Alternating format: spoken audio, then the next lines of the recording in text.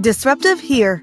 If your usual sleep patterns have gone off course during lockdown, you are far from alone. Lockdown is having an impact on various aspects of our lives, from relationships, family, jobs, and health. You might have noticed your normal sleep pattern has changed. Perhaps you've never had problems sleeping but are experiencing some at the moment, or maybe your sleep issues have escalated since the lockdown. In this video, I'll be teaching you why so many of us are having difficulty sleeping during lockdown, and more importantly, what can you do about it? Reason number 1, a lack of sunlight. Changes to our lives as a result of the lockdown has meant that we are not getting direct sunlight exposure, impacting our 24-hour sleep-wake cycle called the circadian rhythms. This is an essential internal clock that plays a key role in regulating our sleep pattern by making us feel alert during the day and tired at night. We use daylight to train our 24-hour body clock. Since we're getting less daylight and not getting up as early, the body clock becomes misaligned with our behaviors and can make us feel tired during the day and feel groggy in the morning. So what can you do? Quite simply, you need to get at least 30 minutes of direct sunlight exposure before noon to signal the circadian system effectively. The role of natural outside light is important in how a person's sleep cycle functions, with receptors in our eyes reacting most strongly to white light from the sun. The second reason, increased stress level. These are uncertain times for us all, so it's totally normal to feel unsettled right now. For many of us, the threat of the coronavirus has led to us feeling more stressed and anxious. This leads to an increased level of a stress hormone called cortisol, which helps regulate our sleep-wake cycle. Cortisol normally drops in the evening, reaching its lowest level at midnight. But if levels are too high before bedtime, it could disrupt sleep.